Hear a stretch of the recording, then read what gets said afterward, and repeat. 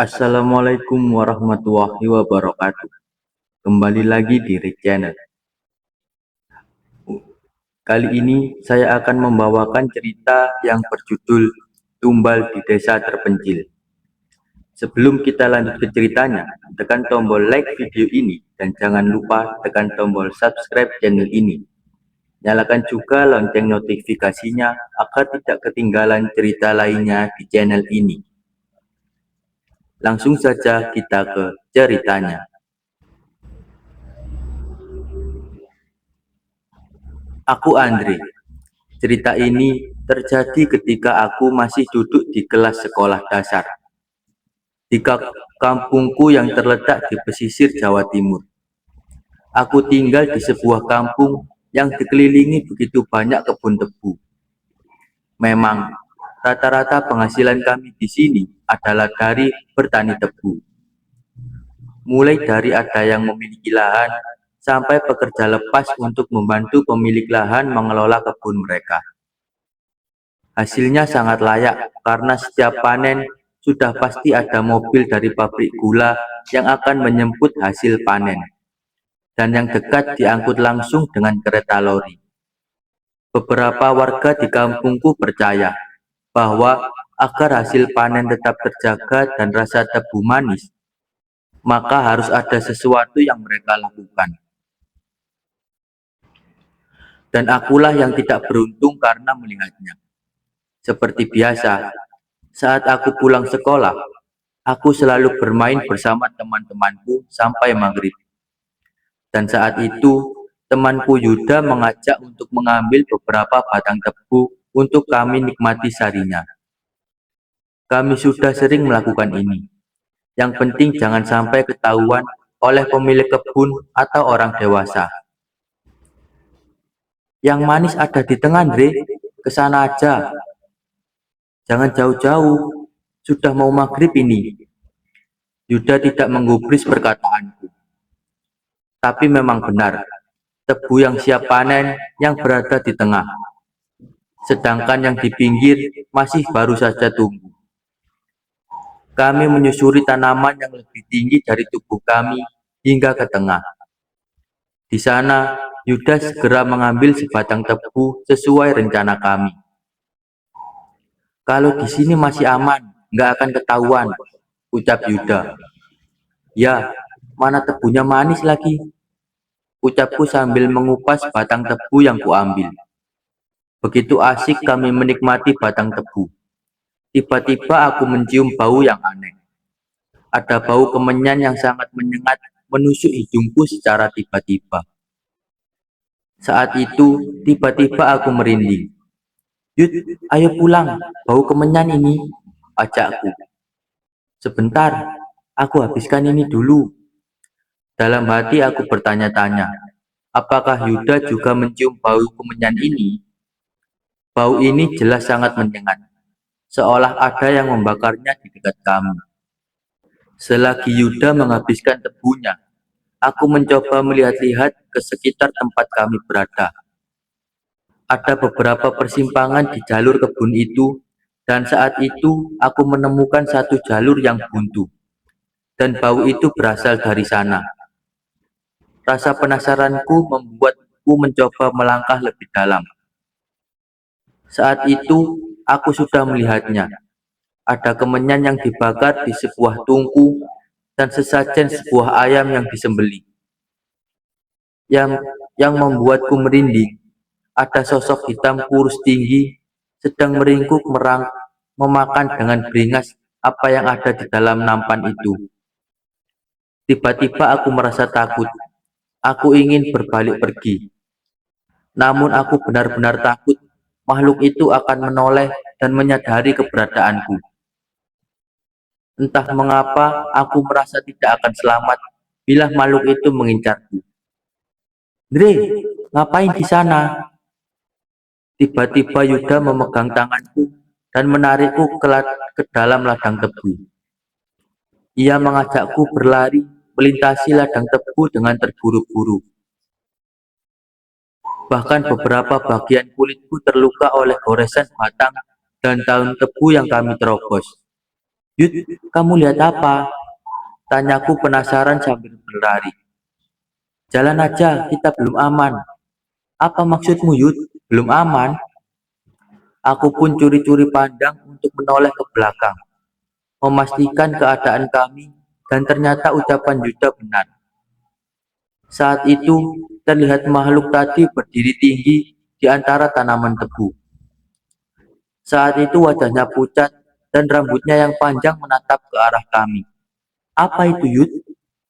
Wajahku semakin pucat ketakutan. Kakiku lemas. Namun Yuda terus memaksaku untuk berlari. Ia tak menjawab pertanyaanku sama sekali, dan tetap berlari tanpa menoleh. Sepanjang pelarian, aku mendengar suara-suara dari sekitarku. Suara itu juga bersautan dengan suara tangisan anak kecil yang tak terlihat wujudnya. Saat itu, aku baru sadar bahwa langit sudah gelap. Andre, tolong! Aku terhenti. Entah kenapa aku seakan mengenal suara itu. Tapi sekali lagi, Yuda menarik tangan dan memaksaku berlari. Hingga akhirnya kami tiba di jalan desa. Lampu-lampu rumah di pinggir desa mulai terlihat. Aku masih melihat ada beberapa warga desa di luar. Saat itu kami berhenti dan mulai mengatur nafas. Itu pertama kalinya aku berlari tanpa henti hingga kelelahan. Saat aku menoleh ke belakang, makhluk itu masih di sana. Dia berdiri menatap kami sambil menyeringai dengan menakutkan. Aku tak mengerti maksud dari tawa itu. Namun aku mengajak Yuda untuk meneruskan jalan ke desa untuk mengamankan diri kami. Sudah Yud, kapok aku. Sama, aku juga kapok, kata Yuda. Saat itu kami pun berpisah dan pulang ke rumah masing-masing. Yuda pulang ke rumahnya yang tak jauh dari rumahku. Aku tidak menceritakan kejadian tadi pada ibu, karena ia pasti akan marah bila tahu aku mencuri tebu. Ayo mandi, terus makan, perintah ibu yang menyadari kepulanganku. Iya bu, aku pun melepaskan lelah dengan mandi, dan menikmati masakan ibu dengan lahap. Berlari tanpa henti membuatku lelah hingga kelaparan. Walau begitu, aku sedikit banyak melamun, mempertanyakan makhluk apa yang ada di kebun tadi. Tiba-tiba terdengar suara seseorang yang mengetuk pintu rumah. Ibu yang sedang melipat baju segera keluar membukakan pintu. Dari sini terdengar suara ibu sedang berbicara dengan seseorang. Namun aku tidak mendengarnya dengan jelas. Barulah beberapa saat, ibu datang menghampiriku yang baru saja selesai makan. Le, tadi kamu main sama Yuda? Tanya ibu tiba-tiba. Ya bu, ada apa bu? Kata ibunya, dari tadi Yuda belum pulang ke rumah. Aku pun merasa heran dan keluar menemui ibu Yuda yang berada di teras dengan wajah cemas. Bude, dari tadi Yuda sudah pulang. Kita pulang bareng. Ucapku menjelaskan. Yang benar, Le. Tapi Yuda nggak ada. Saat itu, aku benar-benar bingung. Aku menyaksikan sendiri Yuda pulang ke rumahnya. Namun, saat itu aku memang merasa ada yang janggal dengan Yuda saat menarikku pergi dari kebun tebu. Ayah dan ibu Yuda sudah bertanya ke beberapa warga, namun tidak ada satupun dari mereka yang melihat keberadaan Yuda. Saat jarum jam melewati pukul 9 malam, warga desa pun berkumpul di pos ronda. Kamu benar lihat Yuda pulang, Dre? Tanya Pak RT. Benar Pak, kita pulang bareng tadi. Aku pun mau tidak mau menceritakan bahwa kami pergi ke kebun tebu di sisi tengah. Aku meminta maaf atas kenakalan kami. Namun aku memastikan bahwa Yuda benar-benar sudah pulang bersamaku. Ya ampun Le, Sudah dibilang, anak-anak jangan main ke kebun tebu, apalagi yang ada di tengah. Sekarang jujur, kamu melihat apa, Le? Wajah Pak RT saat itu benar-benar berubah panik. Dari perkataannya, aku menyimpulkan bahwa ia mengetahui sesuatu tentang kebun tengah itu. Ada bau kemenyan, Pak. Aku menceritakan dengan ragu. Saat itu, aku menceritakan tentang sosok kurus yang tingginya melebihi tanaman tebu dan sedang memakan bangkai ayam yang ada di sana. Mendengar ceritaku itu, warga seketika berpencar mengambil kentongan, obor, senter, dan berbagai benda yang bisa menimbulkan bunyi. Ibu pun tiba-tiba memelukku erat, sementara bapak menatap dengan mata tajam ke salah satu warga desa yang memantau kerumunan dari jauh. Bu, tapi benar sudah pulang, ucapku sekali lagi. Bapak menggenggam erat pundakku dengan wajah yang terlihat cemas. Itu bukan Yuda, nak. Yang menolong kamu itu mungkin bukan Yuda, ucap bapak. Aku mulai tidak mengerti. Yang kuingat saat itu adalah orang-orang membawa peralatan kentongan dan bunyi-bunyian, menanyakan tempat di mana aku melihat setan dan sesajen itu. Aku pun menjawabnya, dan setelahnya bapak dan ibu membawaku masuk ke dalam rumah. Jaga Andre, jangan sampai dia keluar rumah sampai besok pagi, perintah Pak RT. Saat itu, ibu terus menemaniku di dalam kamar. Sementara aku cemas dengan keadaan Yuda. Warga desa berkeliling memanggil nama Yuda ke sekeliling desa hingga masuk ke kebun tebu.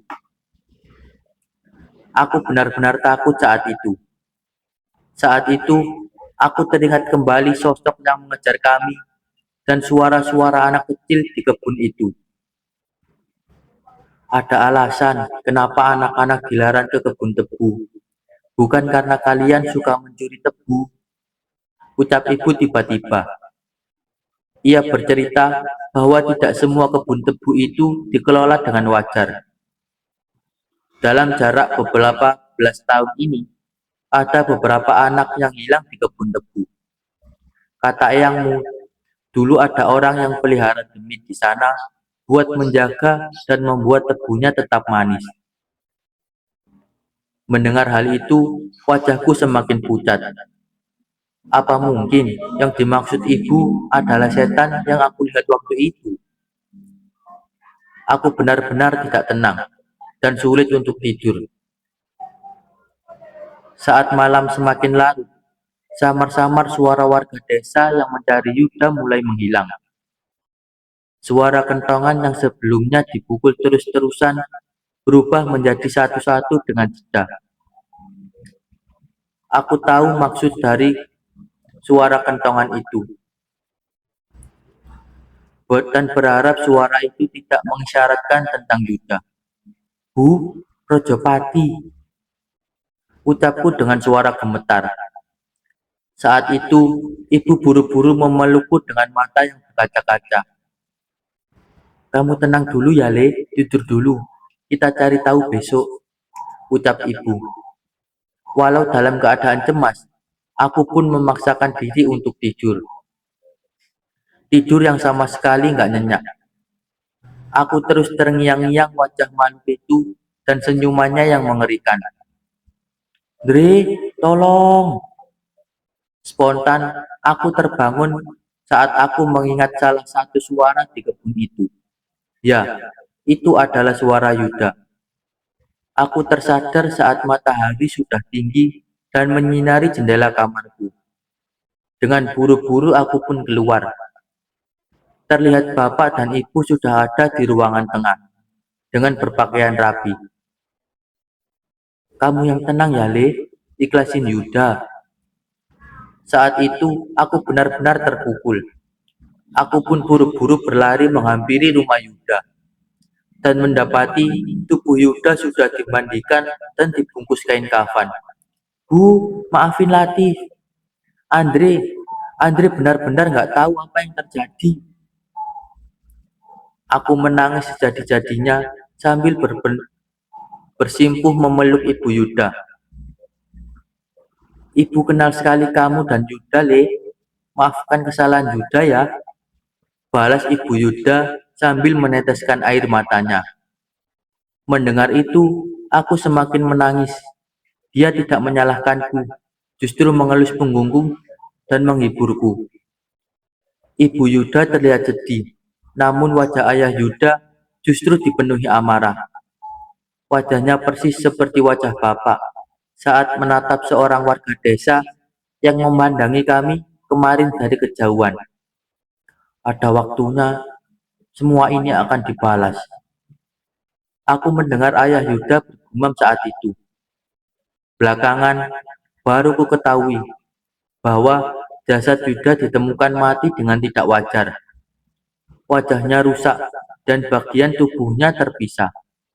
Ada rambut-rambut panjang yang aneh menumpuk di mayatnya.